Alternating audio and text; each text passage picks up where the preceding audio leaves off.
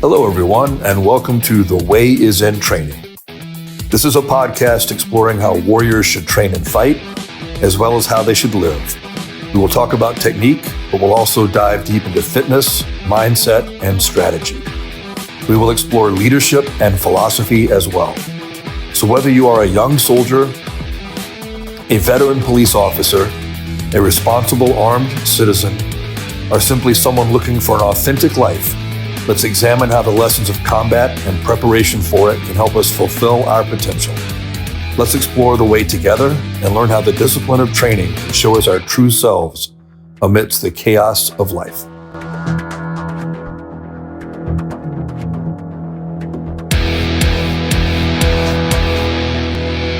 Hey everybody, in this next episode, I've got my good friend ScottJedlinski from Modern Samurai Project back in the show. We're going to do a deep dive into the appendix inside the waistband draw, since he is the maestro of that. How are you today, Scott? I'm good, man. How are you? Good. So since you were one of the two people that kind of were the biggest influence on me in how to learn how to do this, and you're the guy I go to whenever I need like technical advice on how to make it faster or better, I figured I'd bring you on the show and we could go ahead and talk about it a bit if you're okay with it. Yeah, man. Let's do it. All right. So let's start out with kind of the basics, I guess. Like, how do you recommend people set up their holster and their cover garment and all that and make things more efficient? Yeah. So let's back up a little bit, because I always want to give credit where credit is due, right? And nothing new under the sun, but something has to originate somewhere, right? I guess.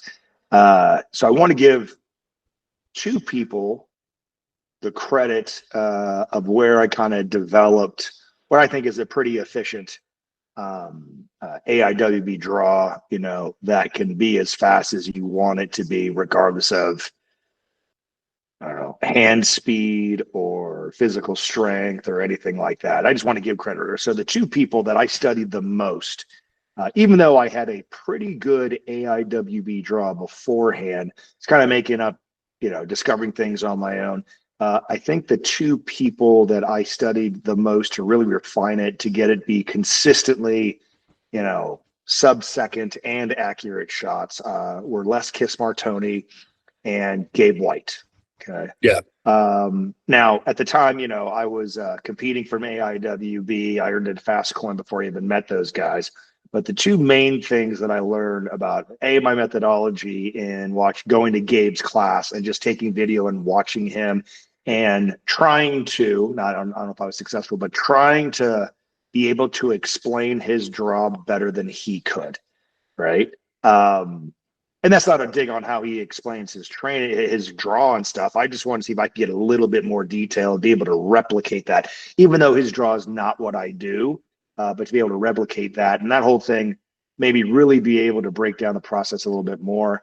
And then on Les Kiss-Martoni, he had a video of him doing his draws when he first started competing in USPSA from AIWB. And he had a video out on an Instagram or something like that about his draws. And what I noticed is that he was literally stabbing the gun out of the holster, punching it, bouncing it. And I remember doing that, like, that's interesting. I wonder if that works. And it literally took 0.1 to 0.15 off my draws from that extra stab. Funny thing is, I called up Les. I go, "Do you know you're doing this?" He's like, "I don't do that." I go, "100% you do. Go look at the video." He's like, "Oh, I do that." So I just want to give credit to those where it wasn't maybe the foundation, but the evolution to a higher level came from those two individuals. And it's helped out, well, hundreds to thousands of people that I have taught, right? It's not the only way, but it's a damn good way, right? And I'm big fans of both those guys myself, as you know. Yeah, they're both my friends, and yeah, absolutely. Yeah, they're both phenomenal shooters and very. Our last conversation, we talked about performers versus craftsmen, or I forget the exact phrase you used, about people that can perform versus people that understand it. Yeah, and those guys both understand it, like at a high level, which is cool. Yes. I'm sorry, not Gay, but Les tries to make everything oversimplified, And sometimes Gabe starts getting into numbers or equal colors and weird shit like that. But God bless him, right? God bless him. There's things to be learned from all of those personality styles and everything. But before we get to specifics of equipment and things of that nature, I want to talk about, like we talked last time, I think, about my training philosophy for myself and how I teach, right? So it starts off with philosophy, then principle, then technique and reps. Let's talk about philosophy, right? Why do you need to have an appendix draw? That's what we got to think of. Why? For me, right? It's a couple of things, right? Getting back to my jujitsu background and things of that nature, right?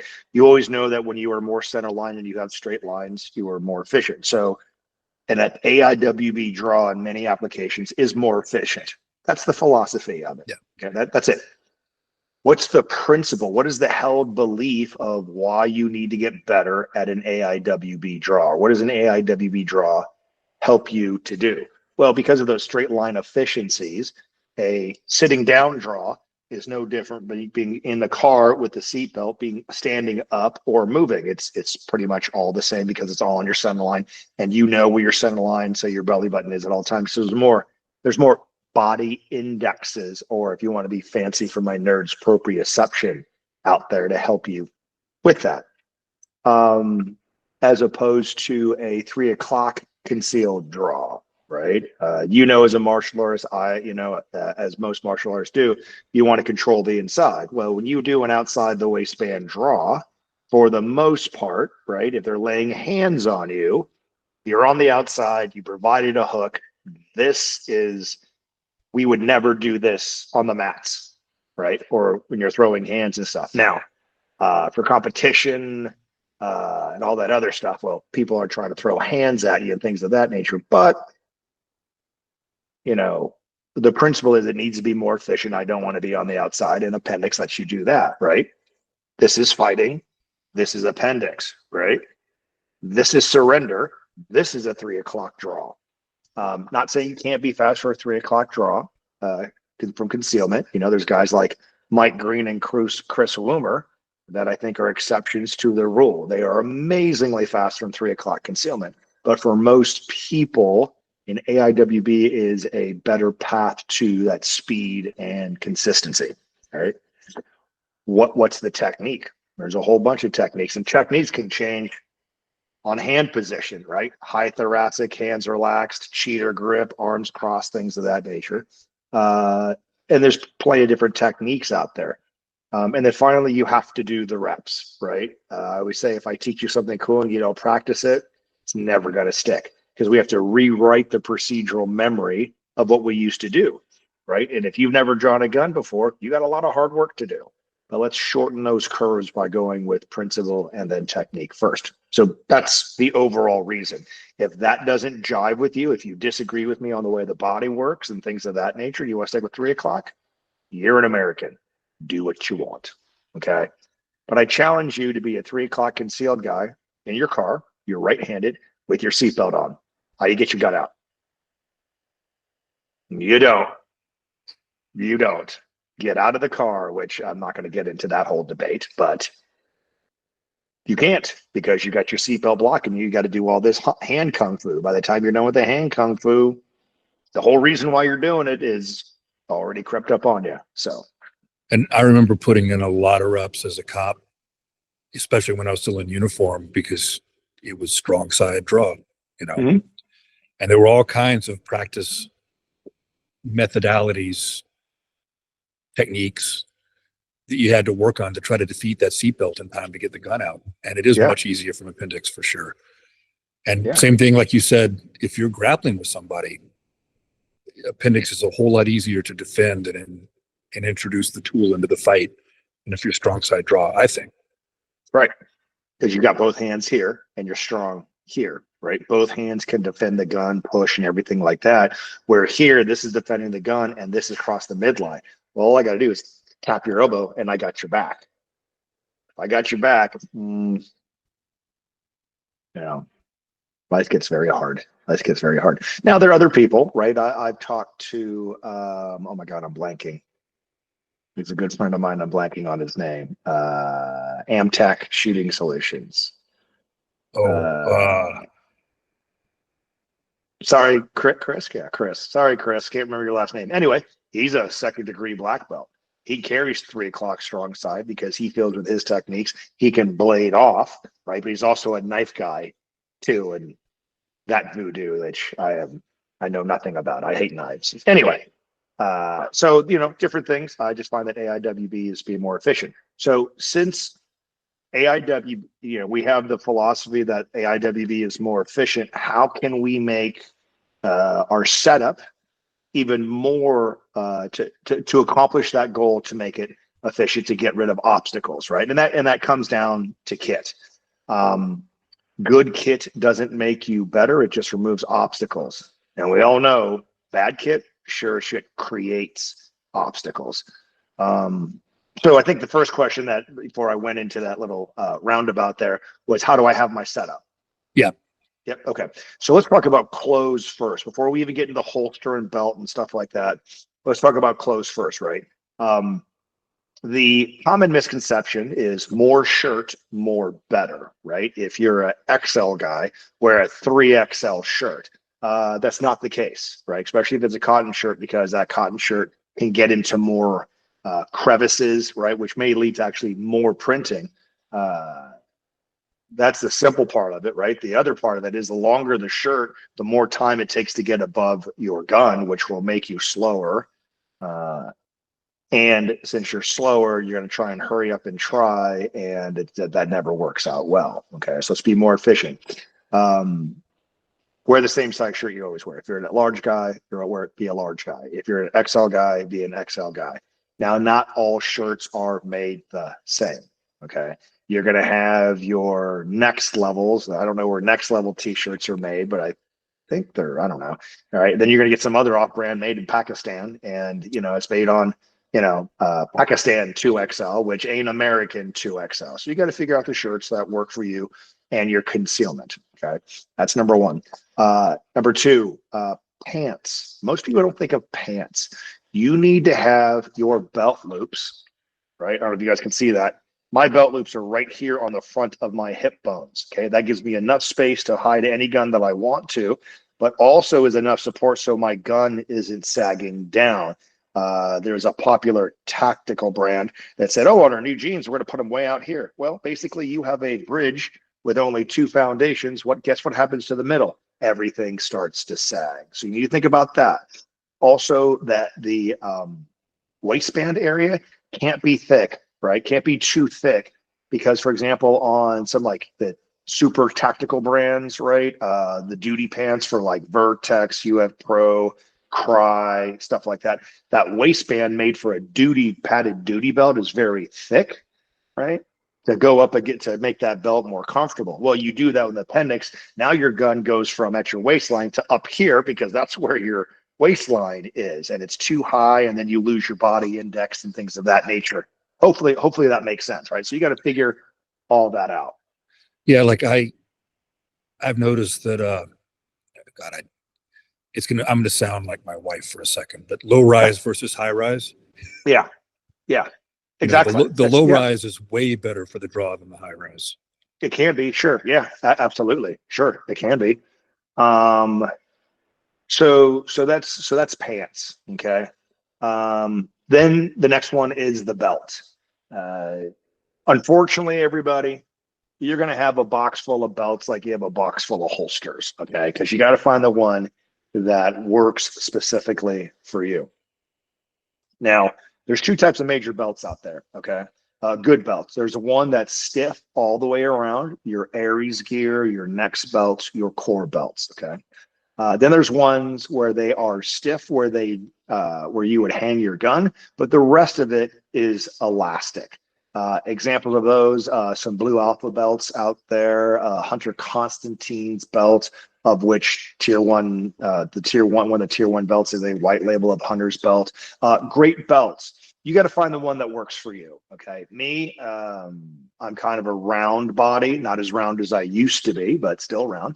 For me, I have found that the ones that are hard all the way through work better for me, where the ones that are elastic in the back, those kind of bow, especially I wear full size guns all the time. They kind of bow out on me a little bit and they don't rebound as much for me when I draw.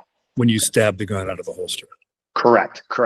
On the other hand, someone who is very thin, they're an oblong design. Those elastic ones work much better for them because there's just less tension on the belt, right? And they can plop the gun out and be absolutely fine. Jared Clausen, Sawyer Clark, they're great examples of those body types. So you got to figure out which ones work for you. The good thing is that you've whittled it down to 2 types of styles, not the 30 types of styles from Uncle Mike's to Bianchi or to all that other, whatever the other one company's names are. Those are 2 styles of belts that'll hopefully shortcut the learning process for you. So you're saying that basically you think that based on stature, somebody with like a leaner midsection needs the stretchy belt more than the stiff belt, and vice versa. Somebody a little more stocky can go with the head. I have found commonly the thinner person works better with the stretchy part, and the bigger person works better with the overall stiff belt all the way around. Now that can change based on gun weight, stuff like that, right? So I haven't tried the Hunter Constantine belts. You like them though? They're good. I've heard good things. I like them. I like them, especially if I'm wearing a light gun, right? A lighter gun. For example, if I'm sporting a plastic PDP, easy day. If I'm doing the steel frame, it bows down too much. So, okay. Yeah. All right. I guess what holsters would be next, right? Yeah. Holsters are next. All right. So don't want this to turn into a commercial for your audience, but whatever. It's my interview. I'll do what I want. Right. So this is my pro model from Tier 1 Concealment, right? Again, I really like it because I helped design the thing, and I think it has all the feature sets that a good holster has, okay, especially the AIWB one. Now, plenty of good other holster makers out there. Obviously, I'm part of Tier 1, so I think they're the best, right? But plenty of other one. LAS Concealment, great. Filster, great. Darkstar, great. T-Rex, great. There's a whole bunch of can't forget our friend Spencer Keepers, the OG of appendix stuff, great, right? But over my years, and trying to convince some holster makers to incorporate certain ideas, and they were reluctant to it, and then Tier 1 said, okay, got a prototype in 2 weeks. And then from there, it is what it is. Okay. So a couple components I think is for a good holster, right? The first one is 2 clips on the gun. Okay. Why? So that the gun stays in place regardless of your position, standing, sitting, laying down, whatever. Because of those, the rocking of the gun it's not moving at all, right? And it's always in a consistent place regardless of your body position. But Scott, I really like my 1 clip. So when I'm sitting in my car, sitting down, I can adjust it so it's not hitting my. Well, that's great until you need it, right? And it's not in the same position, and you can't get that gun out, right? So something to think about. Okay, I like the 2 clip system, right? Also, with the Tier 1 ones, it's adjustable ride height in the clips and adjustable ride height in the holster as well. Now, the reason why I like this is because, especially with concealment, you need to figure out your own balance and philosophy between performance and concealment. Okay. If your gun is so concealed, I mean, it's stuck down, buried into your pants, and it's so concealed that nobody can see it. Okay, cool. Until you need it and you can't get to it quick enough. Okay. On the other hand, if their gun is so up high so you can draw it really quick, but it's bowing forward, right? You look like you got a 6-inch sideways peen or tuner coming out of your stomach and stirring the horses, that's rude as well. Okay. So you got to think about what your balance is. This lets you decide, as opposed to some holsters, there's very little adjustability for you to decide. Okay. And body types are not the same. Guns aren't even the same, right? The clearance on a 22-degree angle Glock is a little bit different from the clearance angle of a 18-degree 2011 or MNP, right? So these clips let you do that. It becomes your decision. Second thing, some sort of claw that pushes, that the belt pushes in out, and that's what brings the butt of the gun in, because this is the part that prints the most. The other thing that the claw does is this, right? Everybody knows it's to bring the gun in here, okay? But the other thing it does is that it pushes the belt line out, all right? So for example, I don't have anything, no claw here. My shirt is resting right on my belt. But if if the claw pushes the belt line out to here, now the shirt rests on that, and that gives me this much more space to hide a bigger gun, a magwell, an extendo, okay? I like tier ones is because A, it's adjustable as well as far as ride height and on the clip, right? And on the holster, as well as and it's stackable. There's stackable plates in there. All right. Now, hopefully I don't get in trouble for releasing too much, but if you can kind of see on mine, which way are we going here? I actually have a hook. There's a hook on there, okay? What that hook is called the Griffin. It is from a collaboration between myself, AGC, Aaron Ackland out of Arkansas, and Ike Stevens at Big Tex Ordnance. What this does is that this hooks on the belt. So if you're in a match, if you're in a class, or you're dry firing, you know, that stabbing process is going to make the gun bounce, and it can go below the belt line. You got to fix your gun again. This makes it stay in the same place, and that extra hook there makes that stab, that kinetic energy from the stab, so much more powerful. And you know, it's time variance probably a consistent 0.01 to 0.02, because it's like, imagine bouncing a ball on a thick carpet versus bouncing it on hardwood, how much the ball comes back. That's what that hook does, keeping the gun in play, helping to keep it in place, and having that extra kinetic energy so the gun just pops out of place. It should be out in a couple of weeks, I think. Super, super proud of Aaron for coming up with this. It's fantastic. That was my next question, is when is it getting released? Because I got to buy about 12. Yeah. And then, for example, with my other friends, like so my holster is what I use for concealment, right? For concealment performance, is absolutely fantastic. For competition, because I'm competing from concealment, I use a hybrid, which I don't have. It's in my car right now because I just got done training with Billy Barton. It is my holster, but with Donovan Moore's Apex grid and the mag pouch, so I can angle it up higher, because in a match I don't care if I'm really printing that much, right? But it still stays true to why I shoot guns. Okay. So that's great as well, right? So you have that. Go ahead, you had a question? Yeah, so I was going to ask you, because I'm a fan of the sidecar with the magazine attached to the holster as well. And I know some people are critical of that, some people don't like that. And I just wanted to get your thoughts on it. I mean, obviously you like it too, since you run it. And I own several of your holsters, and they're great. Right. So let's talk about the sidecar, right? I think the reason why the sidecar ran into so much flack, well, there's two reasons, right? And let's give credit's due, right? That's a Lucas Bodkin invention from his holsters.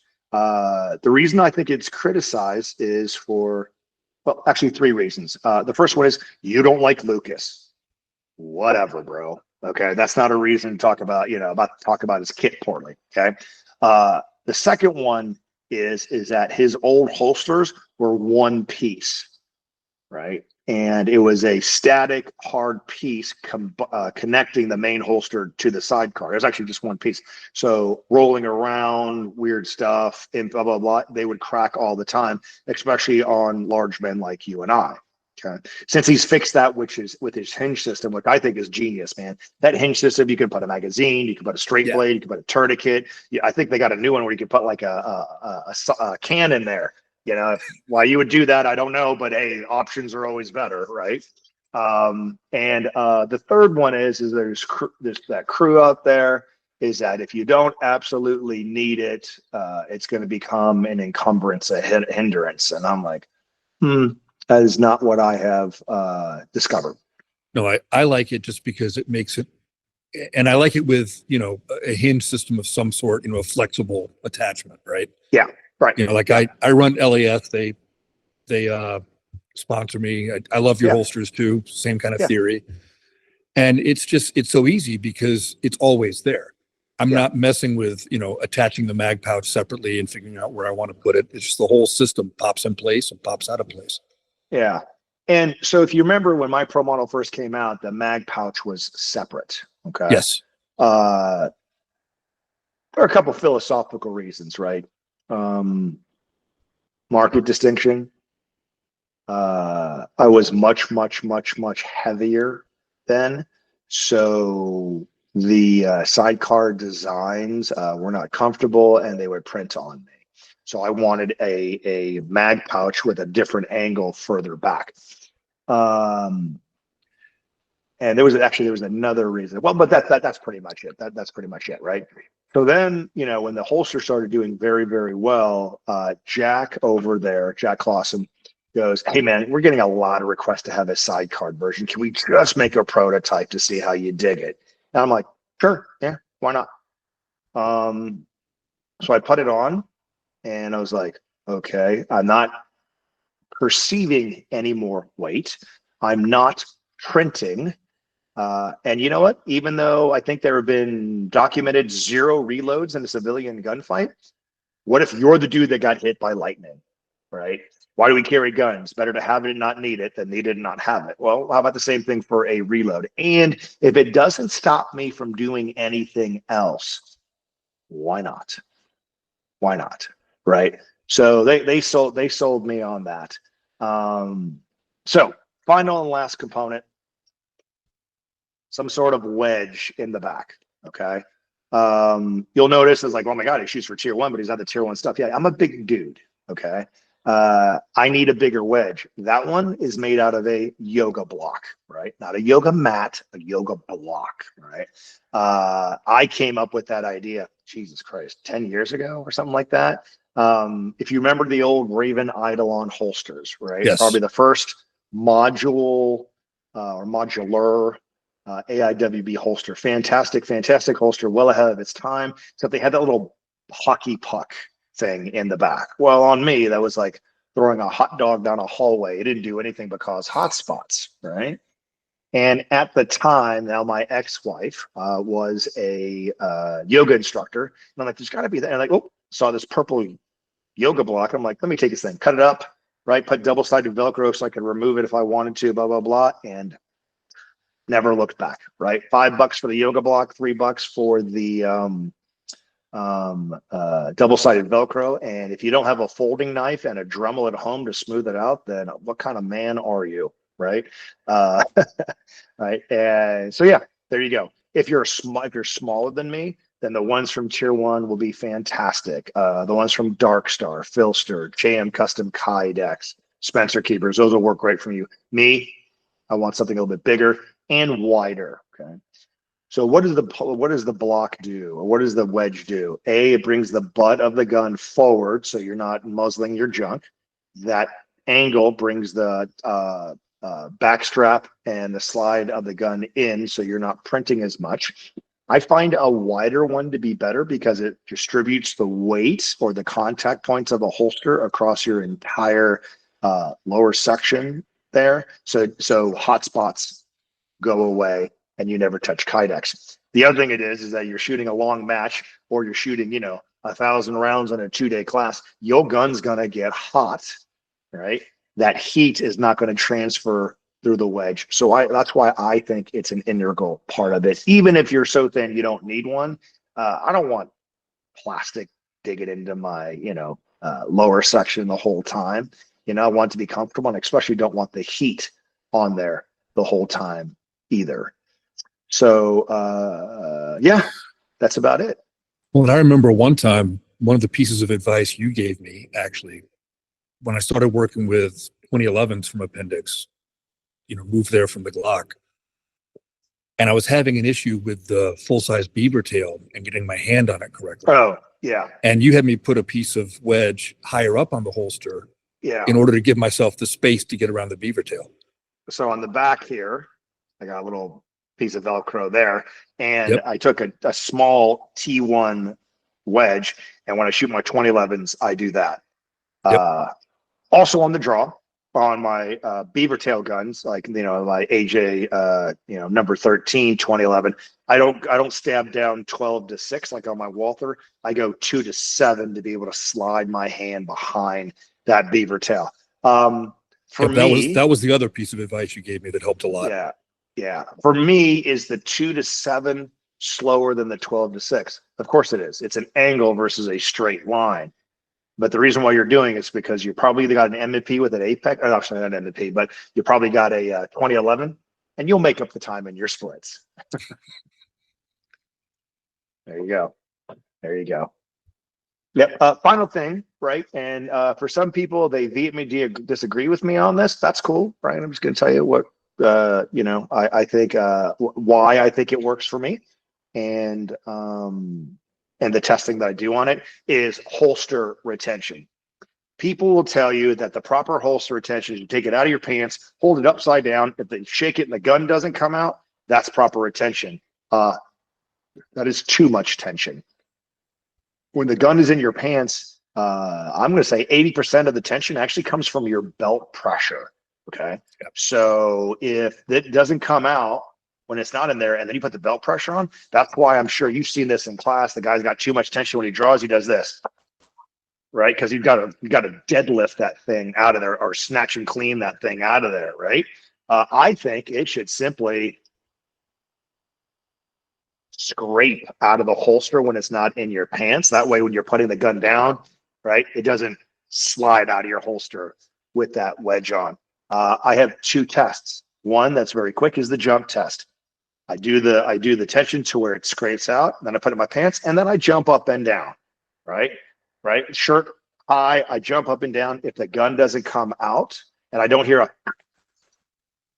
then it's good to go. If I do hear that means the gun is flopping up while I'm jumping, and I got to tighten up the tension just a hair. That test works because my buddy Nick Jacobs down in Florida, when he was hosting me, he's a jiu-jitsu guy too, decided to, instead of shaking my hand, double legs me, right? So we rolled around on the grass for a little bit. Gun never came out. If the gun never comes out, me rolling, getting taken down, double leg, me sweeping him and slapping him in the face, it's not going to come out probably for what you're doing either. So. Yep. No, and I remember you talking to me about that too. And because it's different than other holster positions. You know what I mean? Like, you want more retention from outside the waistband. Sure. For obvious reasons, right? Especially like duty gear. Right. But the retention on this, like you're saying, it's just from your body. Like, it's from where the position where you're wearing it on your body, right? Yeah. I would say this. I mean, you obviously were LE for a very long time. Correct me if I'm wrong, but retention is different from locking. Yes. Right. There's not a person on the face of the earth that is faster with their tight ass 7 series than they were with their 6 series. Right. You remove the locking system on the 6 series, and what do you got? It just comes out. You remove the ALS, depress the ALS on the 7, and it's horrible. Who cares if your gun goes clack, clack, clack when you run, right? When you need it, who cares, So. Well, and it used to make me crazy. If I wasn't retired, it would still make me crazy. Everybody treats weapons retention as a hardware issue. Mm-hmm. When apart from certain basic quality of your kit, it's really a software issue, not a hardware issue. Learn how to grapple. Yeah. Learn if you're that worried about someone getting that close to your gun and potentially taking it, and you're letting hardware decide. Yeah. Well, it's more the administrators that look at it that way. You know what I mean? Sure. But liability. Sure. Liability drives everything in LE, unfortunately.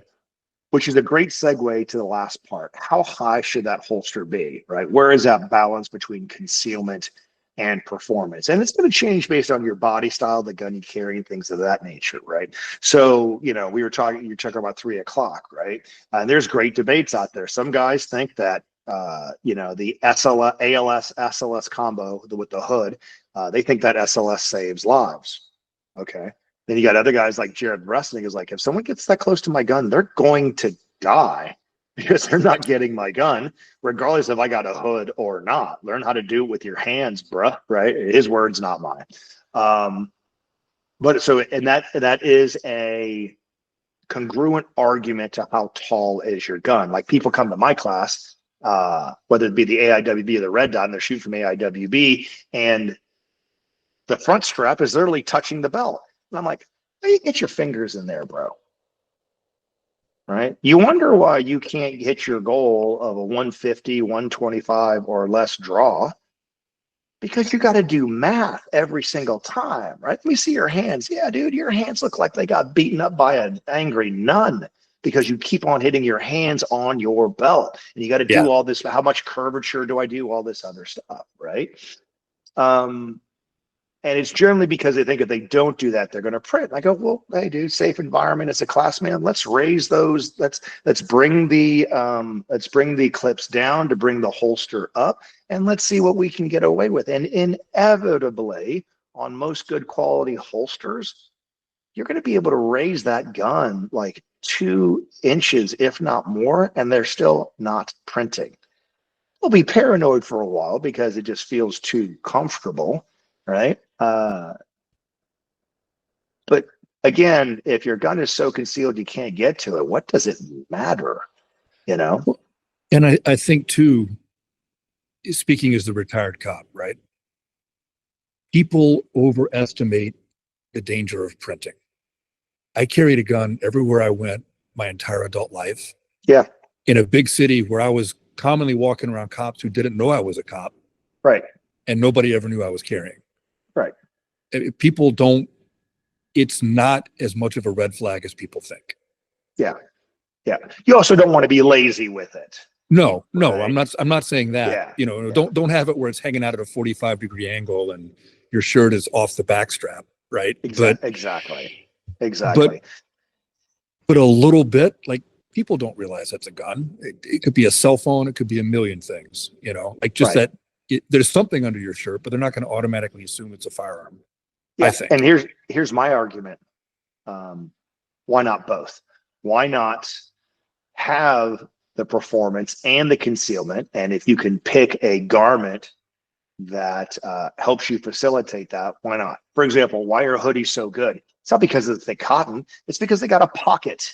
They got a hand pouch there, and it provides that fluffiness, gives you another. So we're stacking things, right? You've got the belt pushed out. Okay. You've got the claw pushing the belt out and pushing the butt of the gun in. And we got a pocket here with even more dead space, right? That naturally has creases and, peaks and valleys. So people don't look twice at you, Yeah. It's camouflage. Why not? It's camouflage for the little bit of printing you have. Sure. Absolutely. Right. Now, what do I think is the formula for good ride height, right? That is the balance of performance and everything, right? So if I put this back in.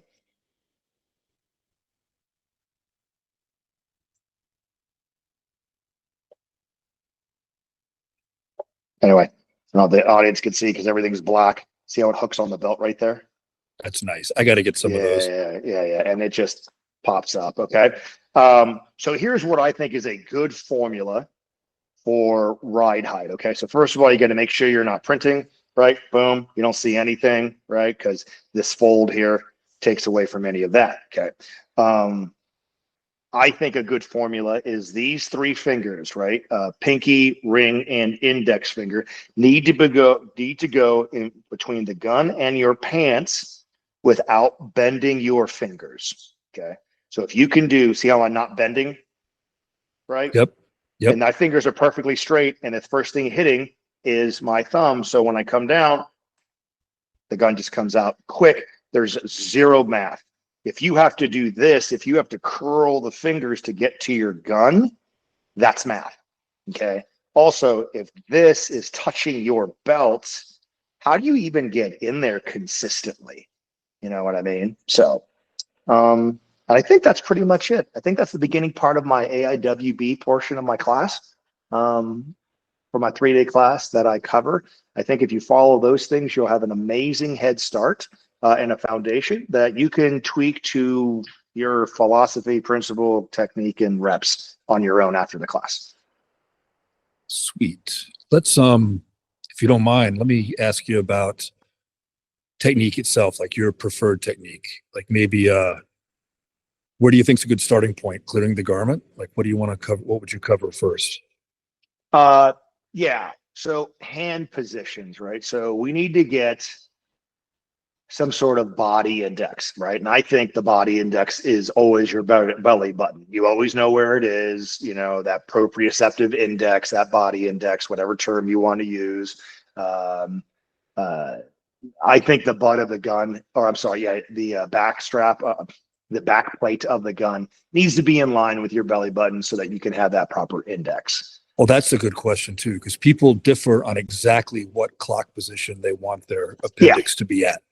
So let's talk about that. Okay. So why don't people want it to go straight in the middle? See how my belly button is, and then the back plate is right here. Why don't they do that? Because they honestly think that, you know, my muzzle, I'm muzzling my junk. I am not. My muzzle is angled out. Okay. That's really why they worry about it. So what they want to do is they want to have it over here. Nothing wrong with that. Technically, that's true appendix, right?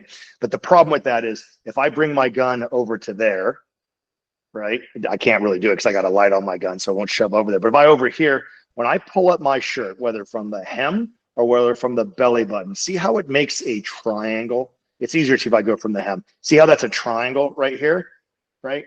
The more over to one side or the other, the more that's going to happen, right? Where the shirt gets caught up. The more the gun comes over here, the more it's going to get caught on the butt of the gun. Where if it's straight up and down, now is in line with the triangle, and I don't have to worry about that as much. Does that make sense? Yeah, absolutely. Okay, so there you go, right? I'm not a fan of this, but again, you're an American, do what you want to do. If this is uncomfortable, get a bigger wedge. Get a bigger wedge, okay? As opposed to over here. Plus, what's over here on your body that you have an index on? If your back plate's over here, what's your index? I mean, there isn't one. There isn't one. There isn't one, right? So you're going to be, not saying you are going to be slower, but you probably are. You probably are. I have never met anybody that was over here at like 1 o'clock that moved it to 12 that didn't get faster in 3 reps. Right. So there's that. Yeah. All right. So we got ride height. We got position on the front of the body in line with the belly button. Clearing the garment. How do you like to clear the garment? And I know that, you know, you probably have basically like 2 versions. You've got hands from thoracic and hands down at sides, you know, 2 techniques for it. Well, yeah, I think you can break it down even simpler than that, because once you understand where the index is on the garment, where you put your hands doesn't matter for the most part. Okay. So there's 2 ways to grip your thing, either the belly button or the hem. Okay. Yeah. Now, for example, if you're going from high thoracic, you can go for your hem, but what am I doing? I'm going past my gun to get to my gun. Okay. That might be a little inefficient. Where if you're going for the belly button, right, you're not going past your gun and you're more efficient. Now, the mistake that most people make when they go for the belly button, they can't clear the shirt, it's because they're going east-west. If I do this, nothing happens. If I do this, now I bunch my shirt. Now my shirt is moving vertically, and you see most of my gun. Now I just bring it to my sternum, and that's the rest. That's the other thing. People are like, oh, no, my friend. Before you defeat the opponent, first you must defeat the cover garment. I'm like, damn, how much shit I got to defeat up in here before I can go home, right? So they'll say, no, you need to bring it to your shoulder, to your chin, wrap it around your head like a shemagh, right?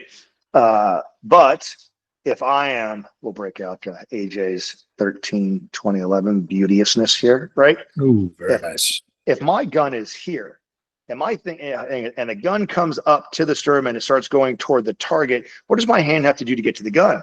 It's got to go below and meet, right? And we both know as martial artists that your body works like an X. If I miss a right cross, where's my fist going? To the left.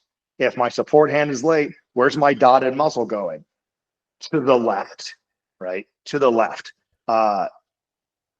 Or instead, if you just bring it to your sternum, right? You're right there, right where you go. And your sternum, at least for appendix, it's a natural skill, because that's where everybody's been clapping their entire life. That's appendix, you know, outside the waistband. We can cheat a little bit over here. But that's why I say sternum, okay?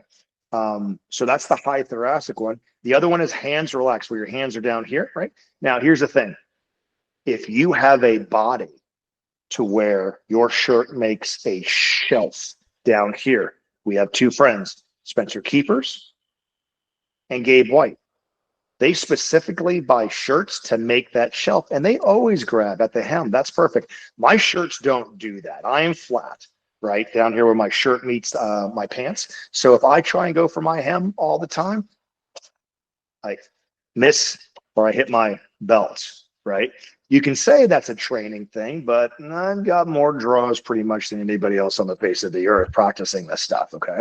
So if my hands are relaxed, then I just grab for my sternum, right? Generally, it'll start between here and somewhere in my belly button, where that I go there, and it doesn't affect my speed whatsoever. Now, the final one, that's everybody on the internet likes to talk about, is my cheater grip, right? When I came up with that, it was a way to break down barriers of people getting a fast draw. And then on the other hand, you can see that Texas church shooting, the White Settlement Texas church shooting. Yeah. When those guys were up against the wall before everything popped up, how were they standing? Just like this, right? And if I know a confrontation is coming, or my job is to know and see if any confrontation is coming, and I'm wearing from concealment, I'm going to get every single advantage possible. Now, here's the thing, internet, right? Here is all I do. What did I just do? You didn't see anything, did you? Right? Pinch the thumb and the index finger. Nothing. Now I got my concealment. Now I got my concealment garment to lift it up, right? Don't be doing what people do on the, let's do Jedlinski's cheater grip. There you go. Let's do this, right? It's like, you might be telegraphing a little bit there, homeboy, right? But you're honestly telling me that if you knew a potential threat was coming at you, where you potentially have to use your firearm, you're not going to get every advantage possible? If you don't, you're a fool. You don't, you're a fool, right? So there you go. So I think that covers most of the hand positions. Once you get that, you can modify it, right? So hands crossed, boom, hands behind the back, boom, right? Hands above shoulders. The difference between this and this is nothing. Okay. That's about it on hand positions and things of that nature, and where to grab your cover garment. What else would you like to tell everybody to kind of give them a head start on this? Like what's another topic of conversation about the draw? We talked about stabbing and kind of bouncing the gun out. Yep. We talked about gun position. I would say that's a good thing. I mean, again, the thing with appendix is confidence, right? Your gun is in the general vicinity of things, right? People think that is more dangerous than carrying your gun. Bullets do weird things, man, right? Don't think just because the gun is on this side of your hip, it can't get through and find a femoral somewhere, right? The general rule of thumb is don't shoot yourself, homie. But dry fire it, right? If it's you've seen countless people be much faster on appendix from concealment than 3 o'clock. All these internet dudes can't be wrong with the videos and things of that nature. So go get a holster and try. Take your 3 o'clock concealment holster and just move it over. Yes, it'll be uncomfortable, but just give it a try and dry fire it until you're confident and put it on a shot timer. Stop relying on your feelings before you even give it a try. And when you're doing it, put it on a shot timer, see what's going on. And so here's an interesting thing of how when I finally, not finally, but when I made the switch to AIWB, right? I'll give him a shout out because it's where I learned it. So when the Eidolon first came out, I took a Matt J. Queese class, right? This was circa 2015, 16, long time ago, right? And he goes, and I was a 3 o'clock guy, man. It was right. He's like, if you're trying appendix, he's like, no, not really. I mean, I'm digging this right now. Don't got, not really interested in spending another $100 on a holster. He's like, well, I got one here if you want to try it. I'm like, oh, okay. So you just want me to get it in dry fire? He's like, well, here's how you do it safely, holstering and everything like that. Let's put on a shot timer, right? You're a go fast guy. Let's go. Right. So I did a 3 o'clock draw, target 10 yards away, right? And it was beautiful. It was fantastic. It was here, flip, grab, marry, bang. Perfect. 1 point. In my head, I'm hearing the Power Ranger Kung Fu Theater noises. Exactly. Yeah. Go. Right. Yeah. Is exactly 1.35. Okay. Then he goes, okay, let's take thing, boom, boom, boom, put in appendix, right? He goes, okay, I just, he was a hem guy, so just grab your hem. Okay, that's cool, right? Boom, dude, janky as dude. It was horrible. Barely grabbed my shirt, got the gun out, had to fix my grip. Fucking line break in the A zone. Felt nasty. 110. Right. So something I have been practicing for years, right? Or a year, years or whatever, right? That felt amazing was 2/10 slower and not any more effectively accurate than the most disgusting run I ever did the first time and beat it by 0.2. That, my friends, is a clue. And from there, never look back. Actually won that same holster in a drill that Matt had called the tap out drill. So I could go straight into it. So nice. Yeah. My first appendix holster was actually the Eidolon, like we were talking about. Yeah. There you go, man. There you go. So matter of fact, I might have been running it in the class I took from you where I cut my hand up on that pimped out Glock. Oh my God, dude. Basically you had a ninja knife set disguised as a gun. Dude, that thing was so choppy and brutal. And I mean, even rocking the gun from the slide rack, you would cut yourself. I mean, in my defense, it wasn't my gun. Yeah. But it was like the gas station knife. Yeah. Of optic Glocks. Yeah. Yeah. But instead of the blade accidentally cutting you, it was the handle that was cutting you all the time. It was a pretty gun, brother. It was pretty. It was pretty. Yeah. It was very stylish. It's very stylish. God, when was that? Was that 2017? 2017 or maybe the beginning of 2018. Yeah, it was a while ago. Yeah. It's been a minute. Yeah. Yes, it has.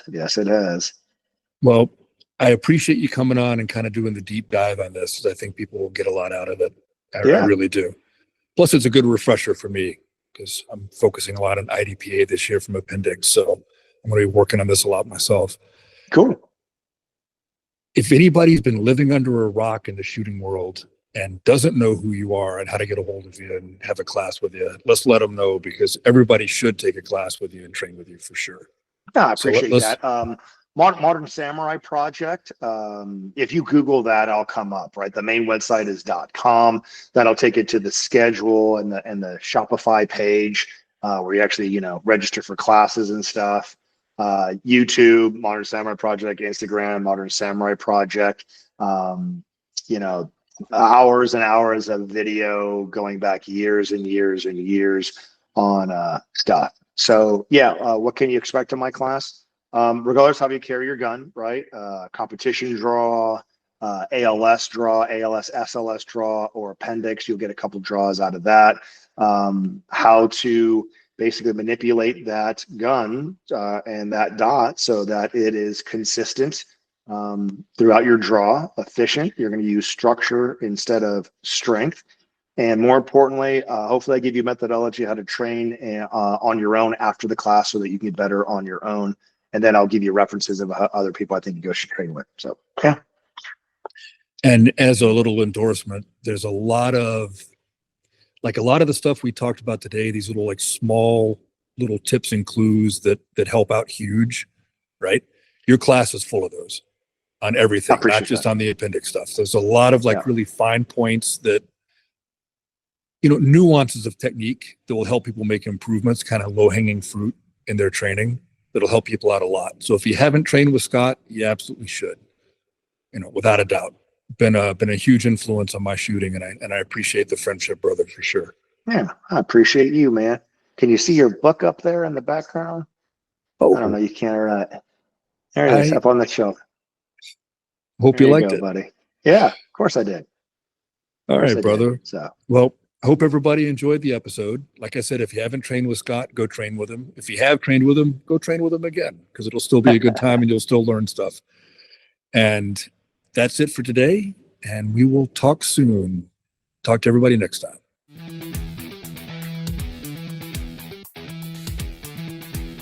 Thanks for tuning in, everyone. I hope you enjoyed this episode of The Way is in Training.